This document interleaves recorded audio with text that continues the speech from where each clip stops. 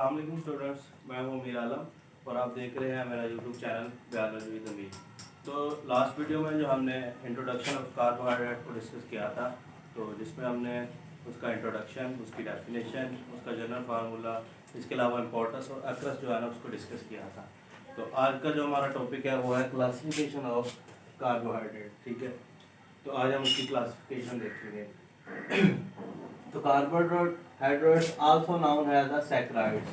ठीक है, तो सैकराइड एक जो है ना ग्रीक वर्ड है, ठीक है, जिसका मतलब है शुगर। ठीक है, तो हमने पिछली वीडियो में ऑलरेडी डिस्कस किया था कार्बोहाइड्रेट को कॉमनली हम जो है ना शुगर्स के नाम से भी जानते हैं, क्योंकि जो वाटर में डिजोल्व होती हैं और स्वीट इन टेस्ट होती हैं। ठीक है, तो इसलिए जो है ना हम उसको शुगर भी कहते हैं। तो इसको हमने एक और नाम भी दे सकते हैं, सैकराइड भी दे सकते हैं। ठीक है, जो कि ग्रीक वर्ड है, सैक्रियन से उसको जो लिया है उसका मतलब होता है शुगर।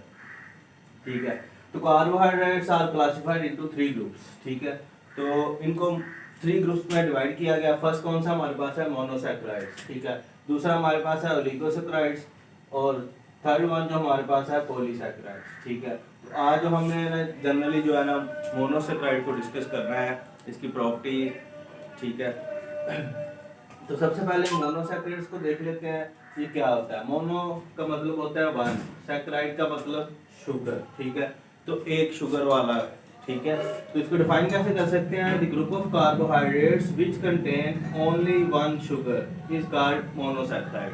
ठीक है, तो ऐसे कार्बोहाइड्रेट या ऐसे कार्बोहाइड्रेट का ग्रुप जिसमें एक ही शुगर पाई जाती हो उसको जो है ना हम मोनोसैकराइड्स कहते हैं। ठीक है, तो अगर हम एग्जांपल देखना चाहें, हमारे पास उसमें राइबोज आती है, ग्लूकोज आती है। राइबोज शुगर जो हमारी जो डीएनए में प्रेजेंट होती है, इसके अलावा ग्लूकोज है।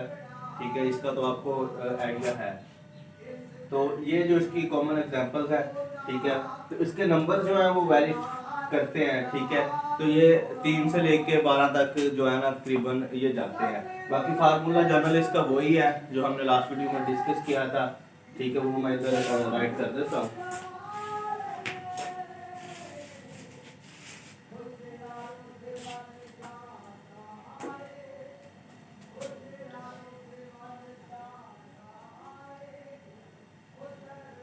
ठीक है, CxH2n whole number.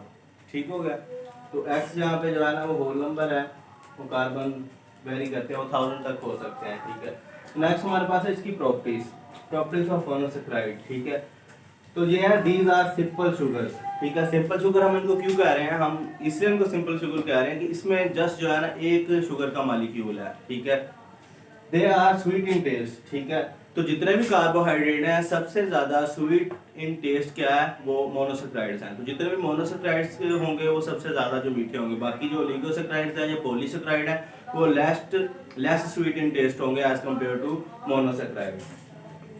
They are easily soluble in water. ठीक है, क्योंकि ये सिंपल है तो ये इजीली जो है ना वाटर में सॉल्युबल हो जाते हैं। इसके अलावा they can not be hydrolysed into simple sugars. ठीक है, हाइड्रोलाइज का मतलब है ब्रेक डाउन। जब हमने कार्बोहाइड्रेट की डेफिनेशन देखी थी तो हमने उस पर एक डेफिनेशन ये भी देखी थी कि the compound which on hydrolysis yield poly hydroxy aldehyde और कीटोन। ठीक है, तो वो क्या था कि उनकी अगर हाइड्रोलाइज ब्रेकअप करते थे तो वो या तो कीटोन में कन्वर्ट हो जाए या पॉलीहाइड्रोक्सी उसमें एल्डिहाइड में हो जाए। पर यहाँ पे क्या है कि यहाँ पे ये ऑलरेडी सिंपल है।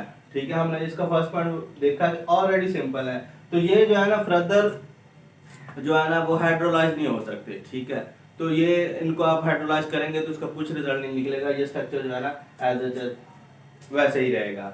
अच्छा, तो अब हमारे पास जो मोनोसैकराइड्स हैं उनकी जो अगर ग्रुप के हिसाब से देखें तो वो जो है ना 2 तरह की होती हैं। फंक्शनल ग्रुप की बात कर रहा हूँ, तो उसमें 2 तरह की शुगर्स हैं। एक हमारे पास आएगी एल्डो शुगर, एक आएगी हमारे पास कीटो शुगर।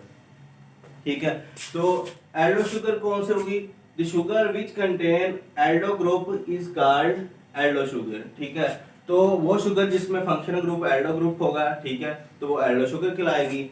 ठीक है, तो ये हमने उसकी एग्जांपल दी है। ये जो है ना 3 कार्बन वाली है, इसका जो नाम मैं जो लिख लेता हूँ,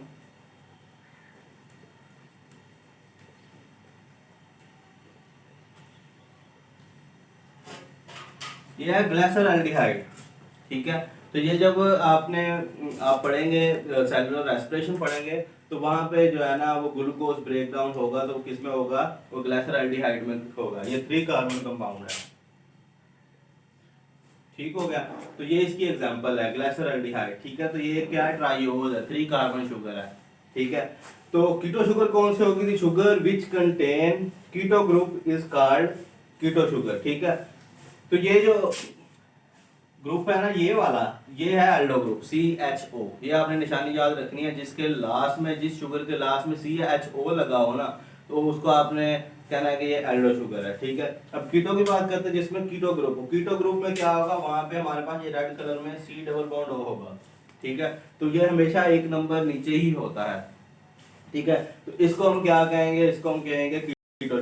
अभी ये भी एक 3 कार्बन शुगर है, ये भी 3 कार्बन शुगर है, पर ये इसका जो नाम हमारे पास होगा डाईहाइड्रोक्सी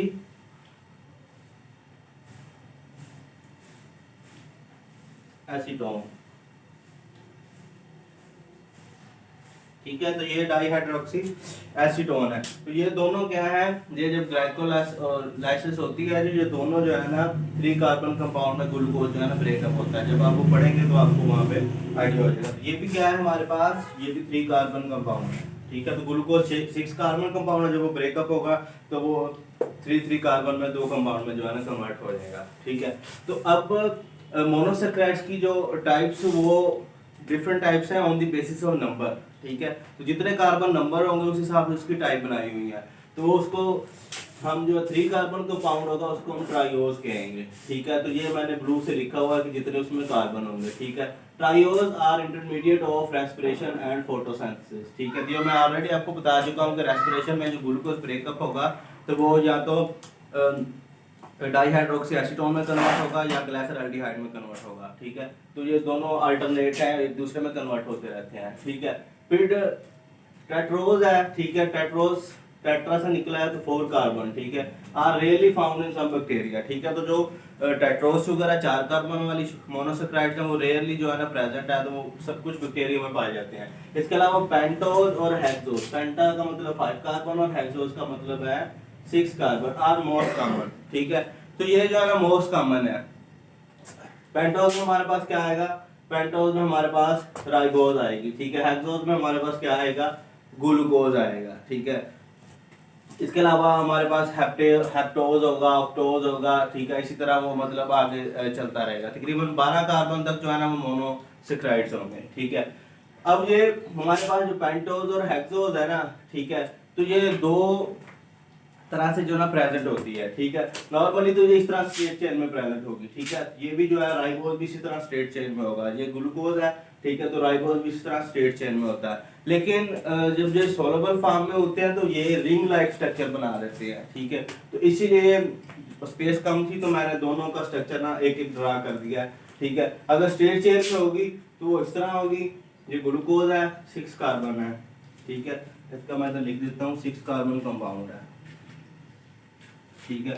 अब ये जो राइबोज है ये हमारे पास क्या है, 5 कार्बन कंपाउंड है, ठीक हो गया।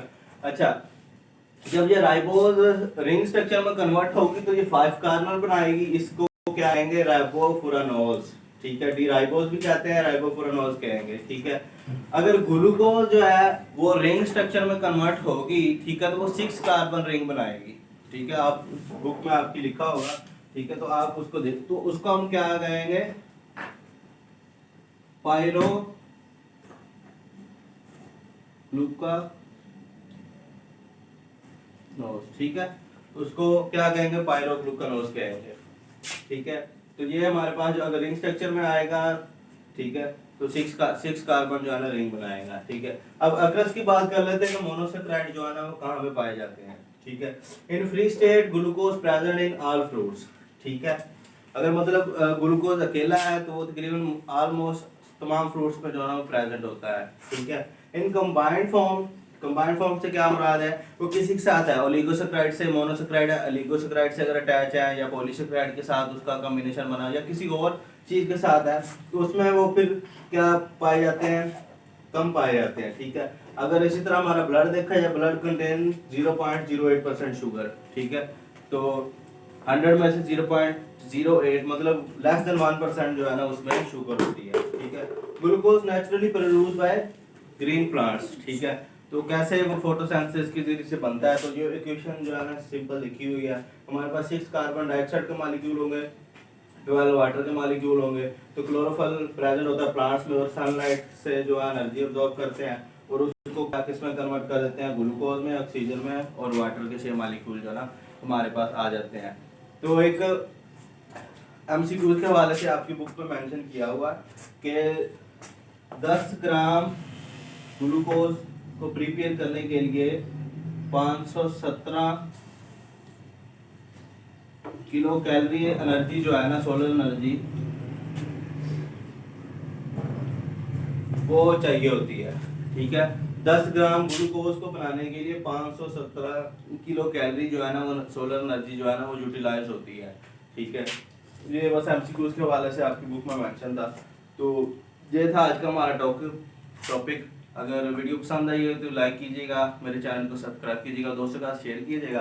तो नेक्स्ट वीडियो में जो है हम इसकी जो सेकंड टाइप है ओलिगोसैकेराइड जो है ना उसको डिटेल में डिस्कस करेंगे। अपना ख्याल रखिएगा, मेरे चैनल का भी। अल्लाह हाफिज़।